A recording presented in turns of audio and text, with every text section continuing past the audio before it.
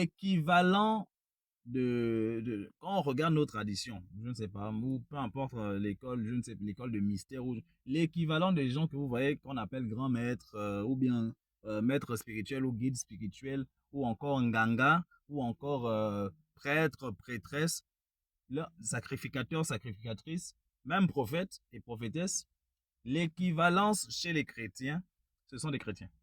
C'est tout. Ce n'est pas le pasteur. Le pasteur n'est le nganga de personne. Bien au contraire, il est nganga pour sa propre vie et nous avons tous un nganga au-dessus de nous, qu'on appelle le sacrificateur suprême, c'est le Seigneur Jésus-Christ. Il n'y a pas de maître spirituel. Lui-même, il a dit, ne vous faites pas appeler maître, parce que vous en avez un seul, le Fils qui est dans les cieux. Ne vous faites pas appeler père. Il n'y a pas de père spirituel, il n'y a pas de mère spirituelle chez nous. Il a dit, ne vous faites pas appeler père parce que vous en avez un seul, votre père qui est dans les cieux, donc Dieu lui-même. C'est ce qui est écrit.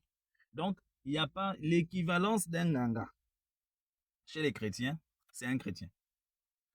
C'est tout. Ce n'est pas un pasteur, ce n'est pas un apôtre, ce n'est pas un prophète, non. Et ces personnes-là ne sont pas au-dessus des chrétiens. Je dis bien, ils ne sont pas au-dessus des chrétiens, bien au contraire, ils sont au service des chrétiens. Est-ce que vous voyez la chose? Ils ne sont pas au-dessus, ils ne sont pas là pour contrôler les gens, ils ne sont pas là pour imposer des choses aux gens. Non, c'est pas ça. Et même, il y a un exemple que beaucoup ne prennent pas parce que quand Jésus prêchait, les gens lui posaient des questions pendant qu'il prêchait et il répondait. Mais eux, ceux d'aujourd'hui, là, ils font des sermons à longueur des journées. Quand tu poses une question, quand ça les trouble un peu, ils estiment que c'est l'esprit de rébellion ou bien l'esprit d'incrédulité. Ils commencent à t'inventer des choses à gauche, à droite, là, qui n'ont même pas de sens. Tout ça pourquoi? Pour essayer d'endoctriner ta tête et t'empêcher notamment de découvrir la vérité dans son incorrection ou encore son mensonge. C'est là le problème. Et il y a aussi, et ça c'est dû souvent au manque de sagesse et au manque d'humilité. Parce que la Bible elle-même dit, vous ne connaissez qu'en partie. Et lorsque celui qui est parfait arrivera, tout ce qui est partiel disparaîtra. C'est ce qui est écrit. Alors, ce qui est sûr, c'est que chacun vit ses expériences. Chacun est né dans une certaine famille. Chacun est né dans un certain pays, a grandi dans un quartier. Chacun a eu son vécu, en fait.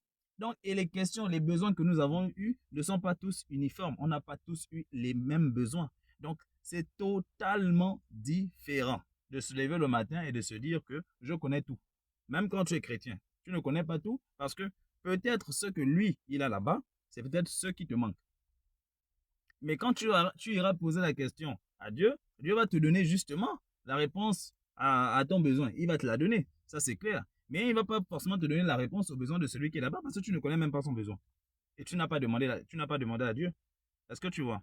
Et le truc avec eux, c'est que la plupart reçoivent, on va dire, pour une bonne généralité. Et il y a des moments même, il y a des chrétiens, quand ils arrivent, ils entendent le serment, ils écoutent. Mais ils ne sont pas intéressés par la chose. C'est pourquoi le Seigneur Jésus avait justement cette permission-là. Même les enfants lui posaient des questions et il répondait. Il était en train de prêcher, on lui pose une question, il répond. On lui pose une question, il répond. C'était comme ça qu'on faisait. Donc, rétablissons un peu ces bases-là, parce que c'est de ça dont on a besoin.